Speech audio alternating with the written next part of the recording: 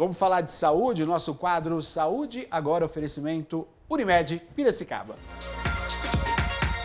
E hoje temos o prazer de receber aqui a Kise Moraes, fonoaudióloga da área materno-infantil da Unimed Piracicaba, graduada pela USP Ribeirão Preto, além de mestrado pela USP e doutorado pela Unicamp. Que legal, prazer em recebê-la aqui, viu? Prazer é todo meu, Neto, Maria. É um prazer estar aqui, poder representar toda a equipe linda que trabalha lá na materno infantil do Hospital Unimed. Com muito carinho, com muita atenção, toda a equipe, né? É um time nota 10 lá, né? Isso, é um trabalho com muito amor, né? Trabalhar com os bebês, com as mamães, é sempre transbordar amor. Sim, que maravilha. Olha, e o tema é exatamente isso, né? Agosto dourado, mês da amamentação.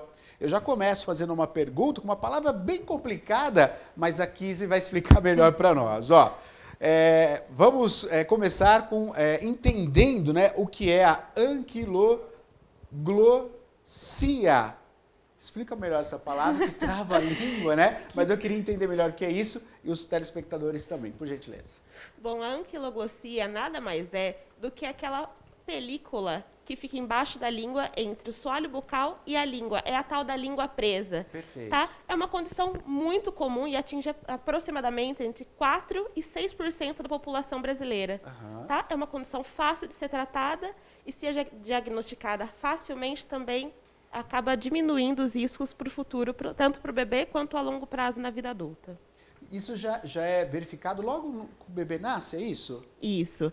Atualmente é feito um teste que chama teste da linguinha. Tá? Ele foi protocolado em 2014, né? Agora ele é uma lei. Ele é feito através de um protocolo da Martinelli, da Roberta Martinelli, da Giedre, né, da USP de Bauru, onde é feita a avaliação desse freno lingual. Perfeito. Então ele é visto se o freno lingual pode atrapalhar ou não a amamentação. Perfeito. Pois não, Doutora Maria, diga lá. Kise, e por que exatamente isso acontece, né, acomete aí alguns bebês? Bom, a anquiloglossia, ela acontece logo lá na gestação, tá? Então, por algum motivo, não se sabe qual, não acontece o processo de apoptose, que é como se fosse corroer essa pelinha que existe embaixo da língua, tá? Então, ela não é moldada da maneira correta e acaba atrapalhando um pouco nessa questão da amamentação. Tá joia? Por que atrapalha tanto, para a gente entender, né? Você já falou alguns pontos, mas a gente vê muitos adultos que hoje têm essa dificuldade, né? Até com algumas palavras, né? Por conta desse probleminha. Queria que você explicasse para nós, né? Por que esse freio, né, lingual curto atrapalha tanto aí, principalmente a questão do bebê? Bom, o freno lingual encurtado ou espessado, ele acaba atrapalhando na mobilidade da língua. Então, como a língua está lá presa no soalho bucal, ela não consegue fazer os movimentos necessários para a amamentação. Perfeito. Então, ela não consegue elevar, espessar, retrair, sendo o movimento necessário para a puxada do leite. Antigamente, a gente acreditava, né, que o seio materno era como se fosse um depósito. Hoje, não. O seio materno ele é como se fosse uma fábrica. Então, ele precisa do estímulo correto. Do bebê para a retirada do leite. Então, se o bebê não faz esse estímulo correto da retirada do leite, acaba causando até algum risco de desnutrição a longo prazo. Kise, a gente está vendo, pode abrir, dá para ver inteira essa imagem, Ana? A gente está com essa, né, exemplificando aqui essa questão, a gente vê crianças e adultos, né? Exatamente. Agora, quando não é tratado quando é criança, tem alguma complicação para ser tratado enquanto adulto ou não? Sim, existe. Nos adultos, ele atrapalha principalmente na questão da fala. Então, para que a fala aconteça da maneira correta, a língua precisa se movimentar adequadamente. Então, se a gente conseguir ver aqui, por exemplo, a gente consegue ver que a língua não consegue elevar.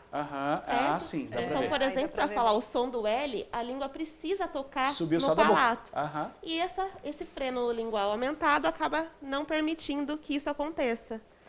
Então, eles acabam tendo uma compensação e alterando o padrão de fala nos fonemas que precisam da elevação de língua. Perfeito. Doutora, e como então essa palavra difícil, né, a anquiloglossia, ela, como disse, né, atrapalha, né, na amamentação, e nesse sentido, todos os bebês, eles devem ser avaliados? Atualmente, todos os bebês são avaliados. É uma lei brasileira. É preciso ser falado que o Brasil é pioneiro nessa questão. É o primeiro país no mundo que tem a obrigatoriedade da avaliação do freno lingual. Porque o que acontece? Antigamente, quando não era feita essa avaliação, o desmame precoce acontecia muito rápido. Tá? E ainda a taxa brasileira ainda é muito curta. A Organização Mundial da Saúde ela preconiza que a amamentação seja pelo menos até os 6 meses e preferencialmente até os 2 anos. E a nossa taxa é de apenas 54 dias. É muito pouco. E isso tem melhorado com a avaliação do freno lingual. Que interfere totalmente nesse desmame, né? Você usou um termo... desmame precoce. Desmame precoce, né? Justamente por esse probleminha. Isso, porque o que acontece é o seguinte, o bebê, ele não consegue fazer a extração correta do leite, consequentemente, ele fica mais estressado, fica um pouco mais choroso. A mãe, que já está no período ali de puerpério, um período bem delicado, também fica com o psicológico abalado, consequentemente, acaba indo para outras vias de alimentação, por exemplo, o complemento, e o desmame acontece, infelizmente. O que acaba prejudicando não só a questão nutricional, como também a questão do apego mãe-bebê, né? A amamentação, ela é muito mais do que a questão nutricional. Sim. Ela é o aconchego, ela é o apego mãe-bebê, é o vínculo, não só da mãe com o bebê, como toda a família. Então, é super importante e é uma pena isso acontecer, o desmame precoce.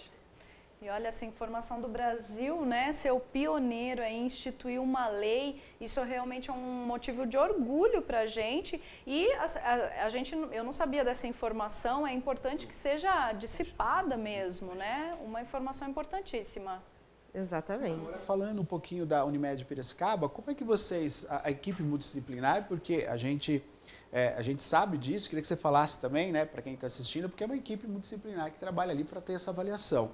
Então, eu queria que você falasse como que é feito isso na Unimed Piracicaba e falar um pouquinho, né, sobre essa questão desse olhar, que é algo recente. A gente vê muitos adultos, inclusive teve uma participação de um telespectador dizendo, olha, meu irmão tem isso, né, ele tem dessa maneira, igualzinho, né, ele viu a nossa chamada e se manifestou.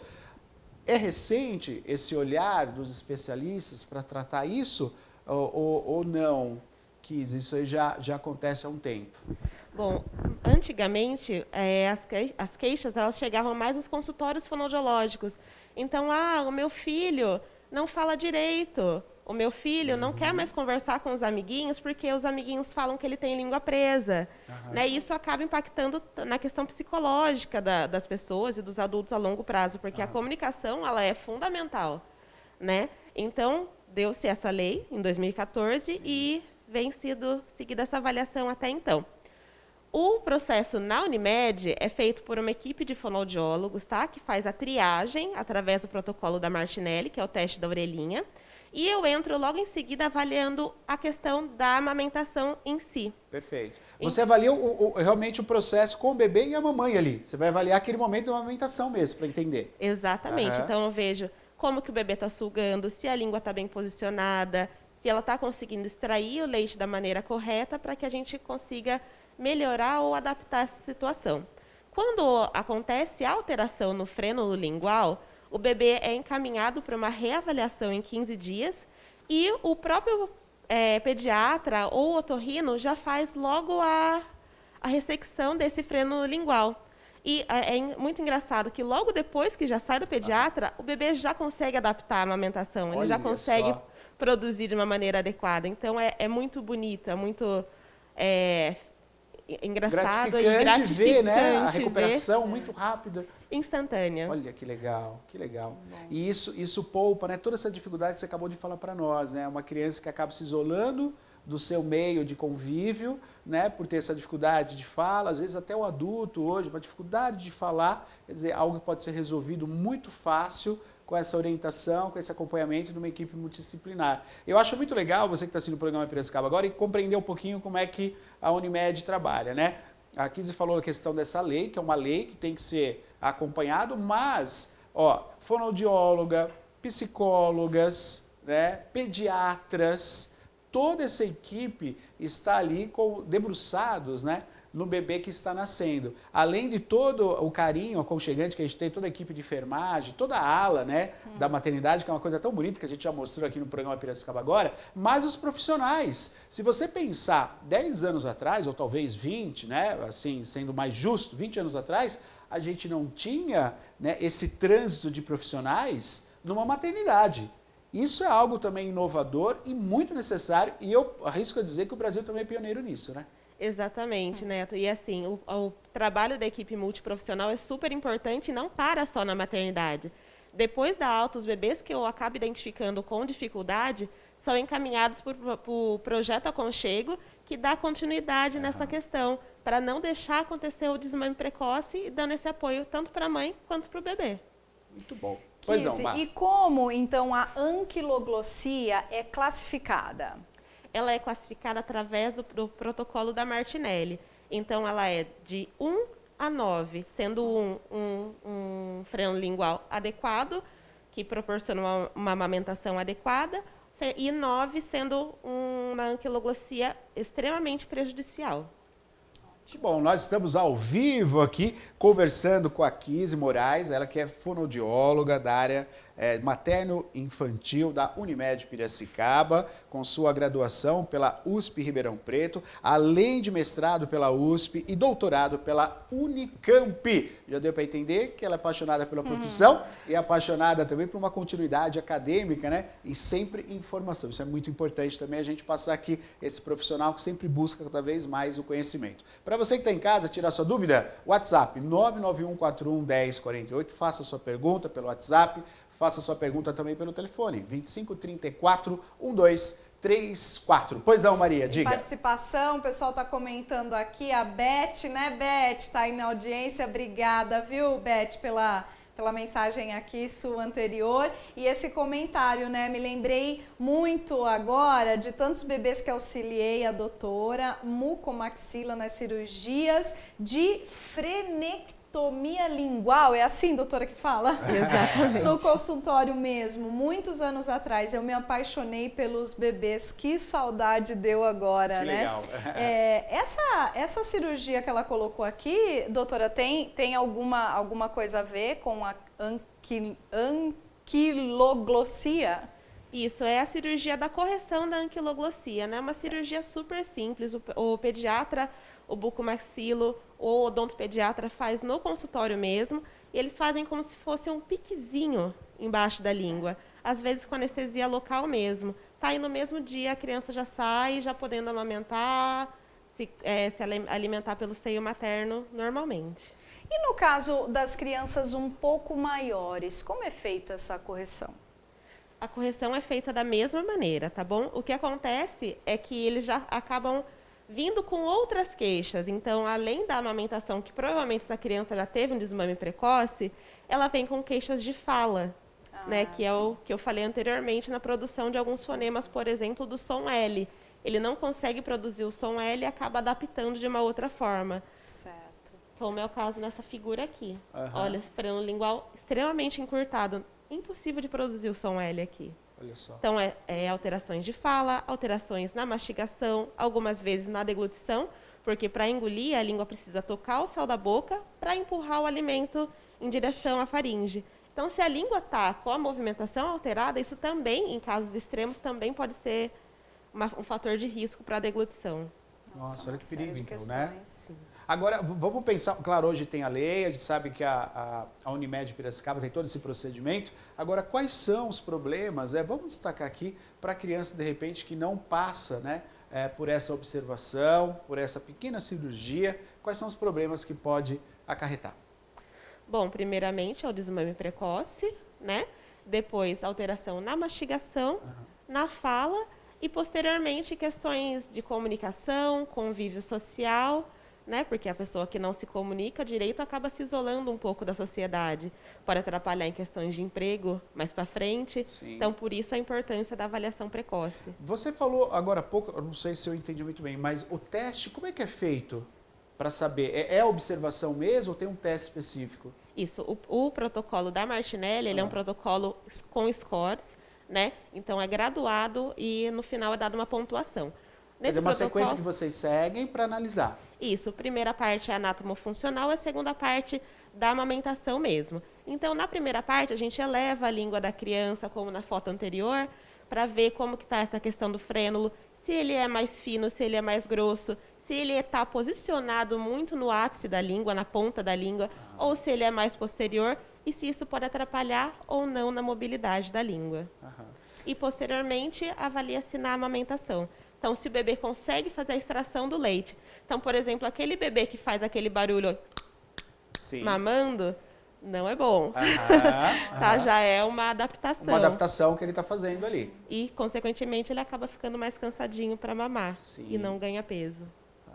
Esse problema, rapidamente, ele é genético? Por que acomete as crianças? O que causa? Eu falo problema, na verdade, é tão fácil ser resolvido, né? Mas, enfim, é genético? Então, não se sabe exatamente a causa, mas, sim, existem muitas famílias que o pai tem língua presa, né, anquiloglossia, o filho tem, daí vai descobrir que o tio teve, o avô teve. Então, apesar de não ser fechado um diagnóstico como alteração genética, em muitas famílias isso acontece. Perfeito. Pois não, Maria, diga. Participação, olha, uma questão interessante aqui que a Andréia está colocando, né? O meu filho fez o corte pique, né, como é chamado, quando era bebê. Mas a língua dele, ela disse que não era tão presa, não sei qual foi o número que foi classificada, né, doutora? Ela disse que hoje ele tem 4 anos e vai começar a fazer acompanhamento, pois ele não fala algumas palavras corretamente. Isso pode acontecer, né, as mamães têm que estar sempre fazendo esse acompanhamento para melhorar cada vez mais a questão da fala, doutora? Isso pode acontecer. Na verdade, a questão da fala ela é um pouco mais complexa do que o freno lingual alterado. Tá? Então, ela pode sim ser alterada pelo freno lingual, mas como ele já fez o pique quando era pequenininho, provavelmente não é isso. Deve ter algum outro fator que pode estar interferindo na questão da fala e linguagem. Tá joia? Aproveitando, né, a sua área de atuação, a questão da fala tem outros fatores. É legal a gente rapidamente passar alguns, né? Tem uma questão do convívio também, né? Eu me lembro muito bem, tenho uma prima, né, que ela demorou muito para falar também. Ela demorou muito para falar. Ela já grande não falava, mas por conta de 2 irmãos mais velhos que falavam tudo para ela. Ela olhava e já sabia o que queria. Era uma coisa muito bonita de se ver, mas a família não conseguiu avaliar bem que era isso, né? Foi um profissional de fonoaudiologia, justamente com um psicólogo, analisando toda a situação. Quer dizer, isso também é uma causa, né? Exatamente. A questão do meio social que a criança vive é muito importante. Então, se a criança recebe tudo o que ela quer só apontando, por que ela vai falar? Ela não vê a necessidade. Então, sim, é importante o estímulo, é importante apontar quando a criança apontar o que ela quer, falar o nome da palavra e esperar estimular. A criança repetir. Exatamente, para que ela veja a necessidade de falar. Senão é muito confortável, os bebês são muito espertos. Senão é muito confortável para eles não veem a necessidade de falar. Além disso, é muito importante lembrar de não falar errado com as crianças. Isso que eu ia falar. Sim. É muito comum a gente passeando, né, em alguns lugares, ver o pai falando de uma maneira infantilizada, no sentido de a palavrinha que está errada, trocando o R pelo L. Isso prejudica a criança, né? Exatamente. É bonitinho? Mas é errado. A gente é não fofinho, pode. Mas não é legal. Não é legal. O importante é estimular a falar da maneira correta para que ele aprenda da maneira correta. Bom, você deve ter acompanhado a Alicia, né? Qual que é o nome da menininha? Alessia? Não. Ai, meu Deus. A Alice, que fala as palavras difíceis, que agora, né, viralizou na internet, doutora. Ela fala todas as palavras difíceis. Ela repete, né? Na hora. Pequenininha, não tem 2 anos, eu acho, né? Ela tem 2 anos. 2 anos, tem 2 né? anos. Aquilo chama atenção, né, doutora? É um barato, né? Não, o que acontece com a Alice é que o estímulo dela em casa é espetacular. Né? Então, diminuição do tempo de tela, os pais falando da maneira correta. Tudo isso auxilia muito. A gente fala que hoje em dia as crianças elas estão aparecendo no consultório com um pouco mais de dificuldade na aquisição da linguagem e fala, porque a gente está numa pandemia, então houve esse isolamento social e a diminuição do convívio com outras pessoas.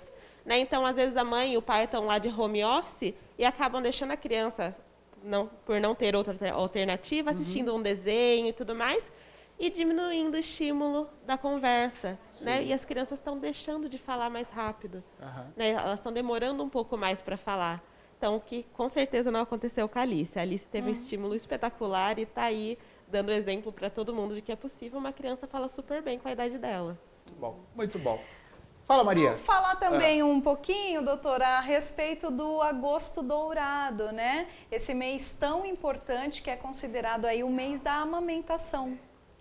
Então, o Agosto Dourado, né, ele foi estipulado para conscientizar a população sobre a importância da amamentação. Né? Como eu já disse, a amamentação ela é preconizada até os 6 meses de vida, a alimentação seio materno exclusivo e preferencialmente até os 2 anos de idade. Tá? E é importante que a população saiba da importância. Então, o que pode alterar um padrão de amamentação? Como corrigir esse padrão? Então, às vezes, a questão da anquiloglossia, a questão do vínculo com outras pessoas, a rede de apoio é importantíssima, né? A não utilização de outras vias de alimentação, por exemplo, mamadeira, não utilização de chupeta, o que atrapalha também. Então, o dedo atrapalha. Tá? Então, tudo isso acaba confundindo um pouco o bebê na hora da amamentação e diminuindo o tempo, né? Causando um desmame precoce. Então, é importante a população saber o que é bom, o que é ruim e como a gente pode ajudar quanto a isso. Quem são os profissionais que podem auxiliar nesse processo. Exagerado dizer que é legal ter esse procedimento como tem a Unimed, né, com as crianças, quer dizer, fazer uma visita ao fonoaudiólogo para bater um papo, bater uma conversa, mesmo que aparentemente não tenha nenhuma dificuldade, assim, é legal o acompanhamento, porque tem papai e mamãe de primeira viagem, sempre há dúvidas. É ideal fazer uma visita com a criança? É muito importante, e a Unimed também, ela tem o curso de gestantes, né? Sim. Então, no curso de gestante é falado sobre a importância da amamentação, é falado sobre o teste da linguinha, o teste da orelhinha, que são protocolos que a fonoaudiologia aplica no ambiente hospitalar. Muito bom, muito bom. Kizzy, muito obrigado, viu, pela sua presença aqui, papeando com a gente um pouquinho, um assunto tão importante, né, para as mamães e papais. Obrigado, parabéns pela profissão, viu? Eu que agradeço a oportunidade, agradeço a equipe da Unimed, tá joia? E me coloco à disposição, não só eu, como toda a equipe, para auxiliar na questão do Agosto Dourado. Tá joia? Tamo junto nessa. Doutora. Obrigada. Valeu, obrigado. Você acompanhou Saúde Agora, oferecimento Unimed Piracicaba.